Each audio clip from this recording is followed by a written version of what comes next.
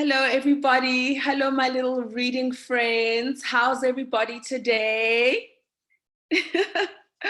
I'm going to try to talk to you a little bit today before I just start my story. So I'm going to try to unmute you all a little one by one, but nothing's happening. Can you give me the heads up if you can hear me? Can you hear me? Okay, I can see you guys. I just can't hear you.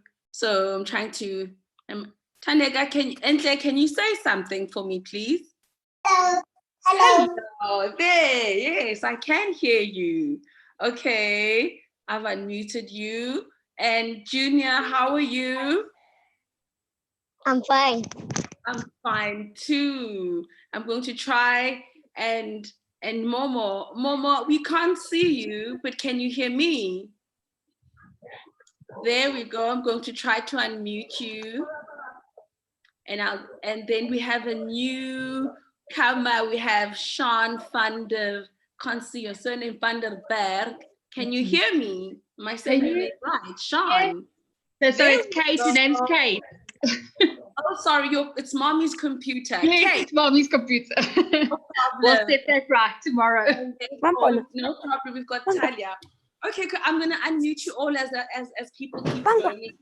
How are you guys? And I'm gonna ask you to put your fingers up and then I'll let you speak so that we all get to speak at the same time. I just wanted to know, you guys, it's almost like 2 months under lockdown, and there's a possibility of us going back to school next week.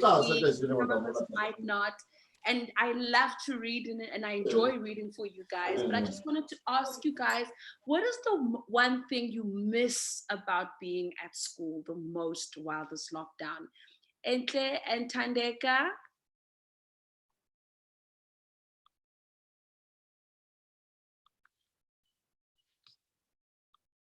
Can you hear me? Oh, Lord. Entle, I'm trying to unmute you. Let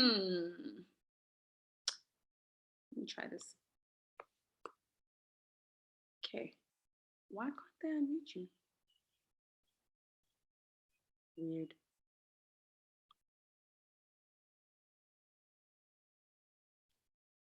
Entle and Tandega, can you hear me? Yes. Perfect. Can you guys there? Okay, so one at a time, what is the one thing you miss most about being at school, especially during this lockdown?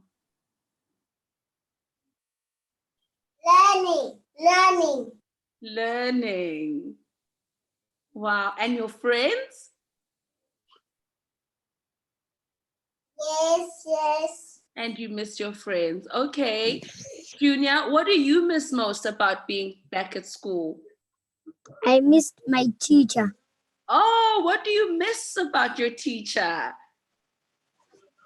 Because she's sweet. What do you miss most? Because she's sweet.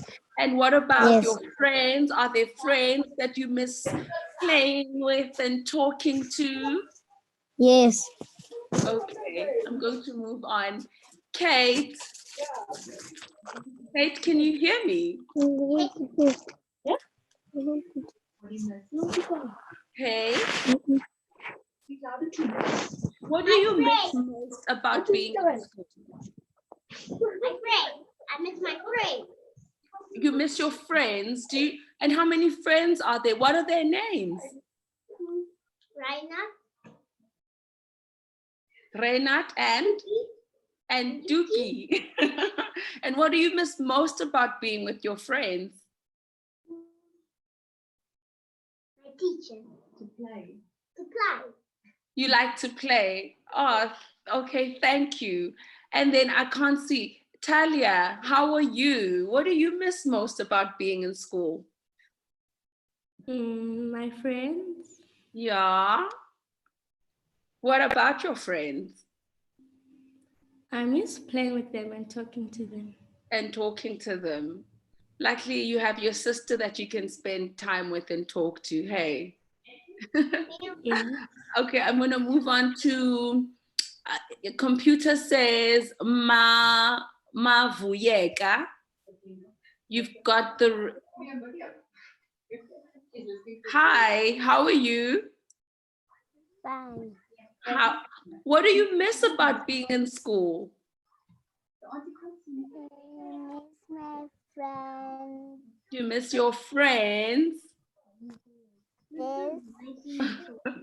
Okay, I was just letting everybody in because we are still having people join our reading session. So I was just asking, but a lot of you have your screens turned off, so I can't really speak to you if I can't see you. But today I'm going to read a story about the gingerbread man, because I miss running around and I'd like to take you on a journey as we run after this gingerbread man. So let's all listen, because you know how it is. I always ask questions to test if you guys were listening. Here we go. There was once a little old man and a little old woman who lived in a little old house on the edge of a wood. They would have been very happy if they would have been a very happy little couple, but for one thing, they had no little child and they wished for one very much. One day, the little old woman was baking gingerbread. She cut the dough in the shapes of a little boy. They had currants for eyes and cherries for buttons. The little old woman put them into the oven. After a while, the little old woman went to the oven to see if they were baked. As soon as she opened the oven, one little gingerbread man jumped out and began to run away as fast as he could. Can you imagine baking and then you open the oven and all of a sudden you have this little man running away? The old woman called out to her husband. They both ran after the little gingerbread man, but he was so fast that they couldn't catch him. He ran and he sang out, "Run, run as fast as you can. You can't catch me. I'm the gingerbread man." And here's the picture of the old man and the old woman. They don't have kids and they started to bake. And as soon as it was ready, can you imagine, out the oven springs this little gingerbread man. Very naughty. Soon, the gingerbread man came to a barn full of workers who were threshing wheat. He called out to them as he ran past, saying, "I've run away from a little old woman, a little old man, and I can run away from you. I can. Run, run as fast as you can. You can't catch me. I'm the gingerbread man." The barn full of threshers all ran after the gingerbread man. Although they ran fast, they couldn't catch him. The little gingerbread man ran on until he came to a field full of mowers. He called out to them, "I've run away from a little old woman, a little old man, a barn full of threshers, and I can run away from you. I can. Run, run as fast as you can. You can't catch me. I'm the gingerbread man." The mowers all ran after the gingerbread man, but they couldn't catch him. And there he is in the barn. And here are the threshers. Threshers are the people that basically use a sharp knife or object to cut the barn. And he ran so quick that they couldn't catch him. And then he again ran as fast as he could, and the mowers couldn't even catch him. The little gingerbread man ran on until he came to a cow. He shouted out to her, "I've run away from a little old woman, a little old man, a barn full of threshers, a field full of mowers, and I can run away from you. I can. Run, run as fast as you can. You can't catch me. I'm the gingerbread man. The cow ran after the gingerbread man. Oh, but she couldn't. Moo. The little gingerbread man ran on until he came to a pig.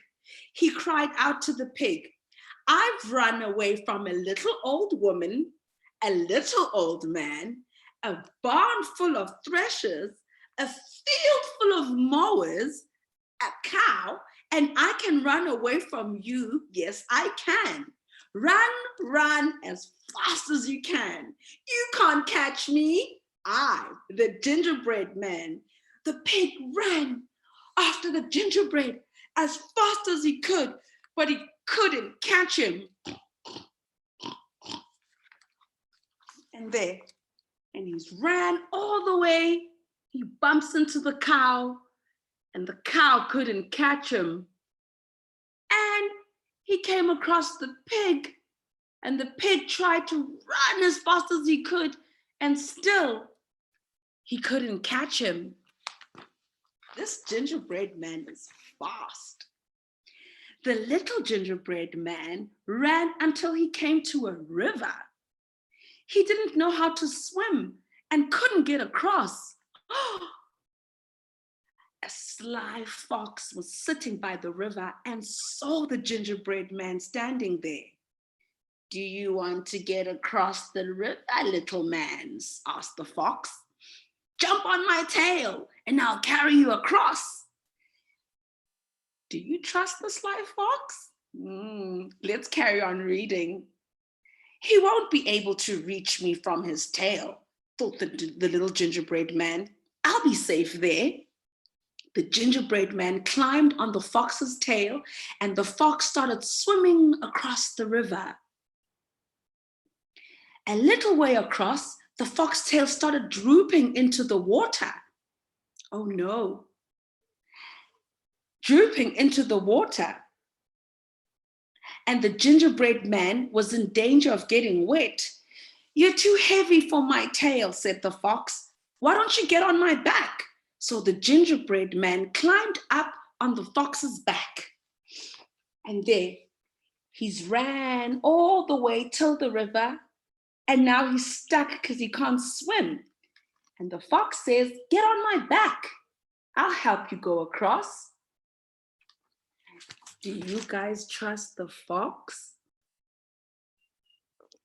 I don't. Let's find out. Further across, the fox's back started to sag. Oh, you're too heavy for my back. So remember, he was on his tail, then they got into the river, and the more deeper they became into the water, he said, get on my back. And now he's complaining, saying he's too heavy for his back. You're too heavy for my back, said the fox. Sit on my nose. So the gingerbread man climbed on the fox's nose. As soon as he reached the riverbank, the fox tossed his head up, throwing the gingerbread man into the air. He snapped his mouth shut and ate the gingerbread man up in one mouthful. The gingerbread man was all gone. Delicious, said the sly fox. And there he was, just across the river. And he was on his nose and he put him up in the air. And where did he end up? In the fox's tummy. And that is the end of the story. What do you think the moral of the story is here? What is the lesson?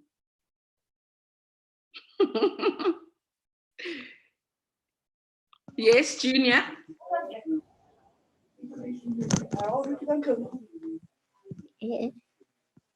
What is the moral of the story? Who ended up eating the gingerbread man? Yes. Can you hear me, Junior? Yes. I thought you knew the answer. I asked, what do you think the moral of the story is?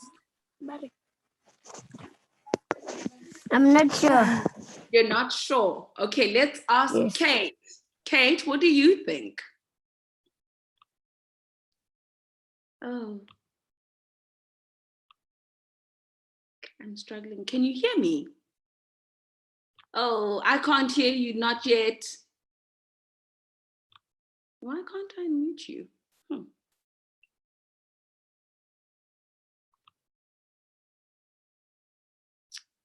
Today, technology. Oh, goodness.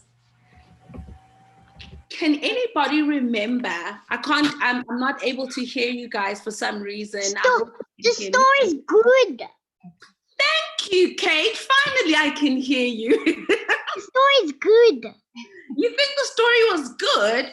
What do Yes. you think the lesson is? The gingerbread man, how many people did he run away from? 2.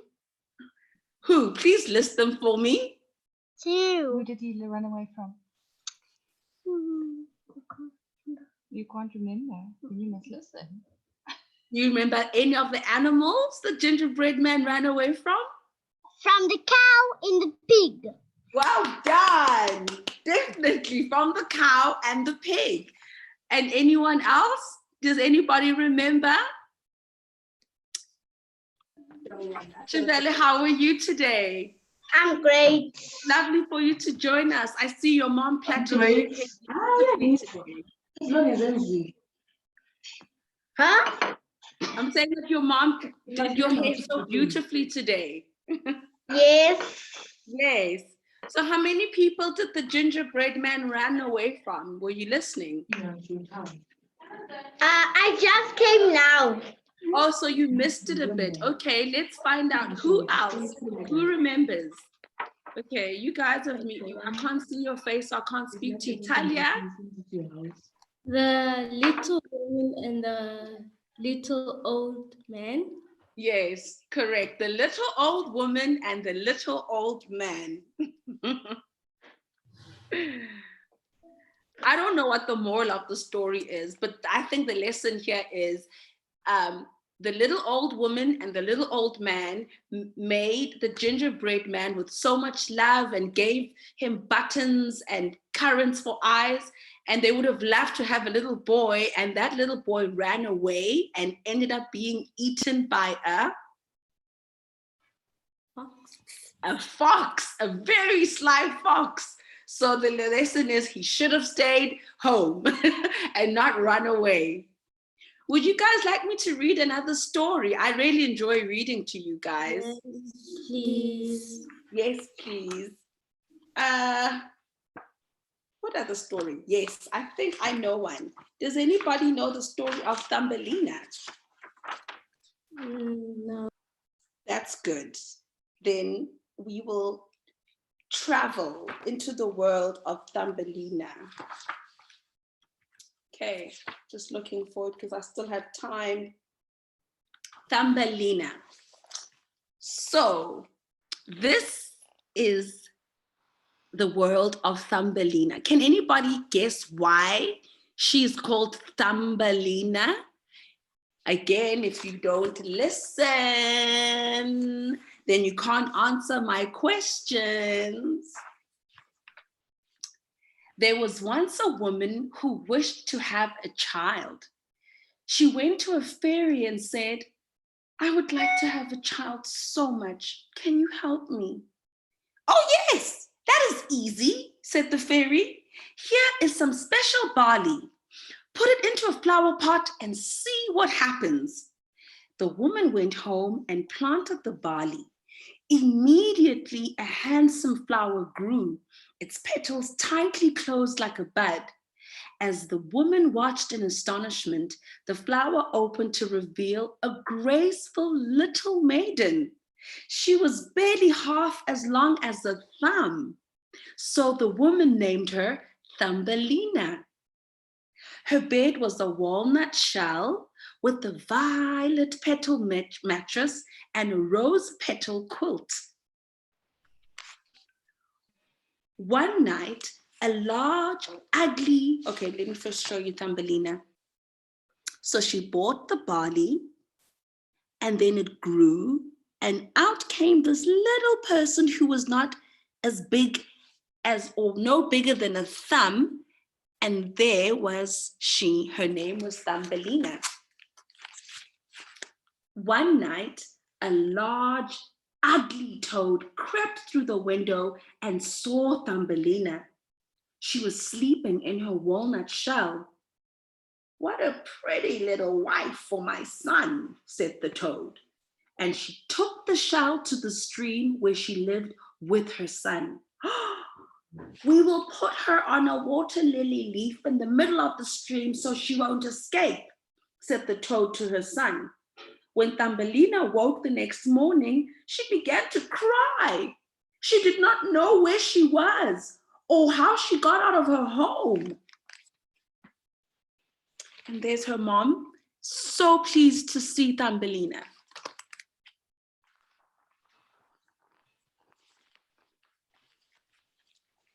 And there we are.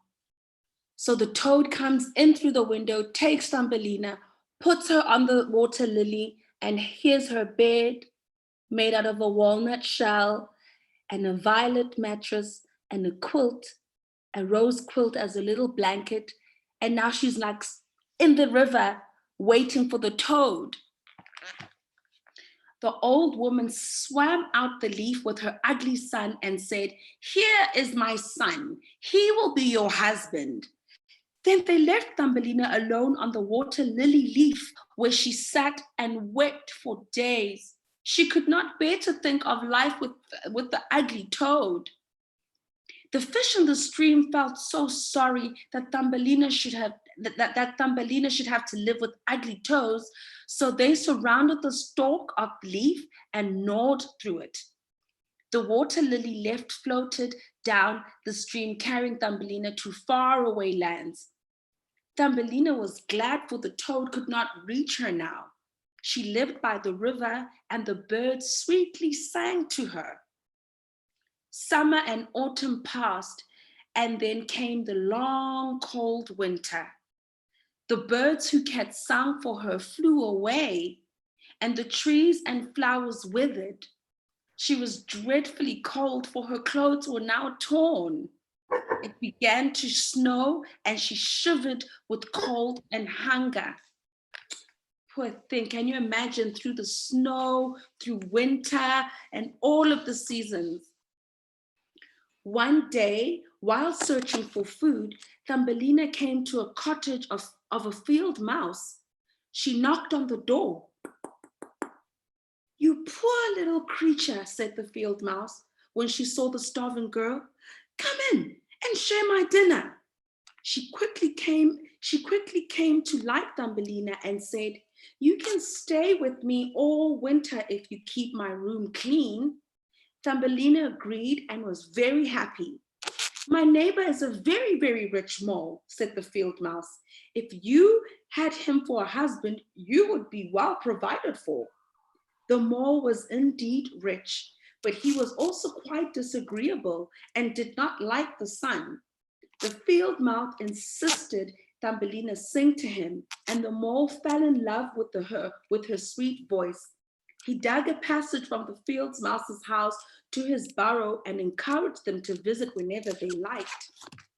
So here she's lonely, and now she's got no place to go, and she finally finds the house of the mouse, who says she can stay as long as she cleans the house.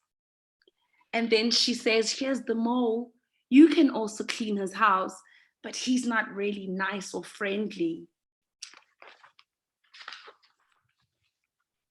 One evening, the mole and Thumbelina were walking together when they came upon a swallow that had died of cold. The mole said, "How miserable it must be to be a bird. They do nothing but sing in the summer and die of hunger in the winter." Thumbelina said nothing. "Perhaps this bird sang to me sweetly in the summer," she thought. That night, Thumbelina could not sleep, so she got out of bed and wove a carpet of hay. She carried it to the bird and spread it over him so that he might lie warmly in the cold earth. "Farewell, pretty bird," she said. Thumbelina laid her head on the bird's breast and was surprised when his heart went thump, thump, thump, thump. He was not dead, only numb from the cold, and the warm carpet had restored him to life. See, so she made him a little blanket and put it over him. And she remembered that in summer, these birds used to sing for me. So let me do something nice. And as she laid her head, she realized, oh, he's not dead. The next morning, Thumbelina stole out to see him. He was very weak and couldn't barely open an eye to look at her. Stay in your warm bed and I will take care of you, little bird, she said. With much care and love, Thumbelina nursed him in the secret for the whole winter. When spring came, the swallow bade farewell to Thumbelina. He asked if she could go with him, but Thumbelina knew it would not make the field mouse very sad if she left him, and she said, no, I cannot, but you can go. Farewell then, little maiden, said the swallow, and flew out into the sunshine. And after winter, there's the birdie flying, and there's little Thumbelina. And there's the mouse that she's staying with that rescued her, saying goodbye. She's so helpful and nice.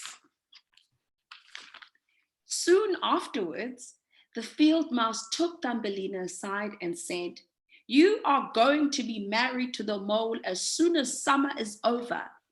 Thumbelina wept at the thought. Every morning and evening she crept out of the blue sky. She wished to see her dear swallow again, but he had flown far away. The day approached when the mole was to take Thumbelina away to live with him. She went to say goodbye to the sun. Farewell, bright sun, she cried, curling her arm around her red flower. Greet the swallow for me if you should see him again. Suddenly she heard a loud tweet, tweet, tweet, tweet from above. She looked up and saw the swallow. Winter's coming, he said. Now you will fly with me to a warmer land. I will, said Thumbelina, and she climbed on the bird's back. The swallow flew over the forest and high above the mountains, leaving the mole and the field mouse behind. At last they came to a blue lake. Beside it, surrounded by flowers, stood a palace of white marble. The swallow laid Thumbelina gently into a beautiful blossom. I live in a nest beneath this castle. Tallest rut, but you should live here, said the swallow, with the knowing smile. And then, when it was time for her to get married, the swallow swooped her over into the sky and over the mountains and flew over the river. And she said bye to everybody. And then she flew him to this beautiful castle. And the swallow knew why. Can anybody guess who was at the castle waiting for Thumbelina? On the floor, on the flower, stood a man as tiny as Thumbelina, wearing a crown and delicate wings. A tiny man or woman lived in every flower, and he was the king of them all. The little king thought her the prettiest maiden. He thought he was the prettiest maiden he had ever seen. He asked her to marry him and to be queen of all the flowers. Thumbelina happily agreed. For the wedding, she was given a lovely pair of wings, which was fastened to her shoulders so she could fly from flower to flower.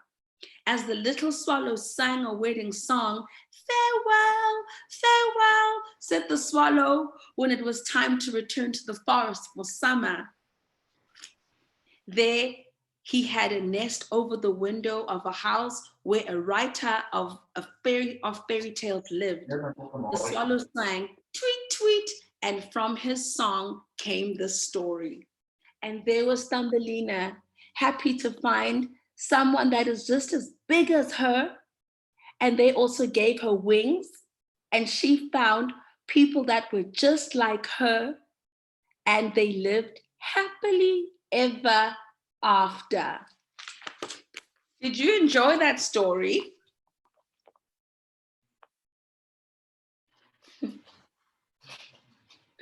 Oh, I can't hear you guys.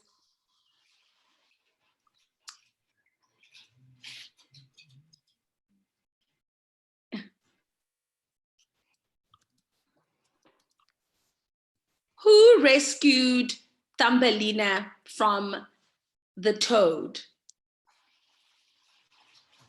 And is it Pilisiwem Jolie? Am I saying it right? Yes. Hello, how are you? I'm fine. I'm good. Who rescued Thumbelina from the big old toad? It's it is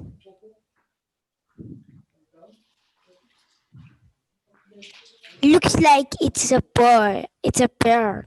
No, it wasn't the bird. It is can anyone remember, Junior? It was Junior? the mouse. Correct. The mouse. Hold on, can you see me? The mouse. The mouse Okay. rescued the Thumbelina because she was stolen from the toad and put on the lily. And what was the deal for the mouse and Thumbelina? Does anybody remember? He said, stay with me as long as you do what? What do you guys do at home? Don't we all have chores? We wake Yes, up and we do. Yes, What we do you- do. Yes, we do. what are your Yes, we chores? do. You wake up and you do your, Chores. what are your chores?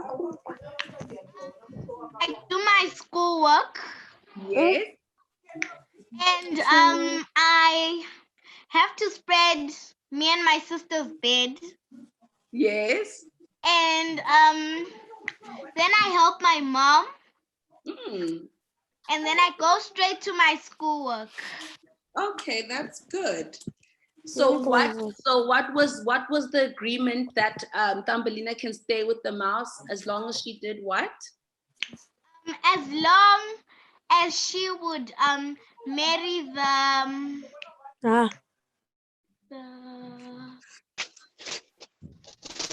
The mole. The mole. okay. Good one, a good attempt.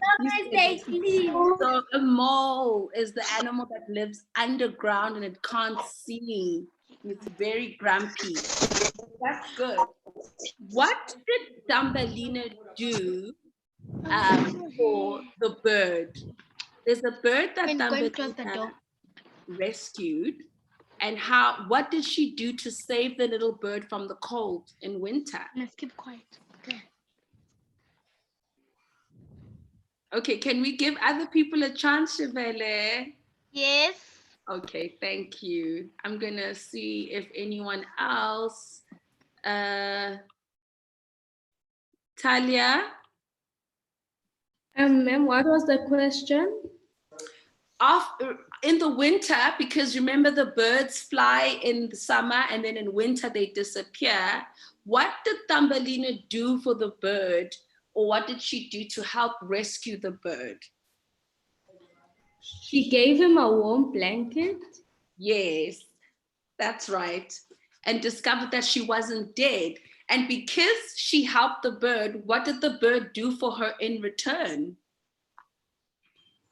Took her to faraway land where she Yes, yes, you're right. Well, the bird did. And Tandeka and Entle? Tandeka and Entle, are you guys listening to my story today? Can you hear me? Yes, yes. What did Thumbelina do for the bird when she thought that the bird was dead because it was cold? What did she do? What did Thumbelina do for the bird? Yes, that's good. And what did the bird do in return for Thumbelina? Fly Thumbelina home. Fly Thumbelina home. Excellent. I'm so glad you guys were listening. That's good. And what other animals did we get to see in the story? Just a bird. Okay. And then what happened to Thumbelina at the end once she was rescued from the mouse?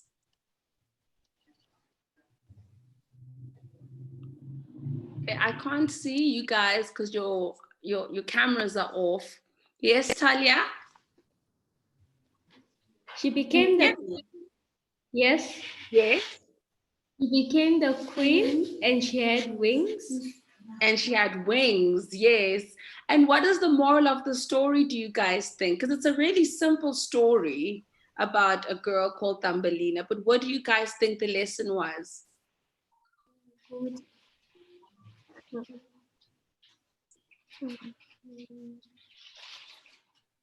That if you do good and you are good to people, then people will also be good to you, no matter what.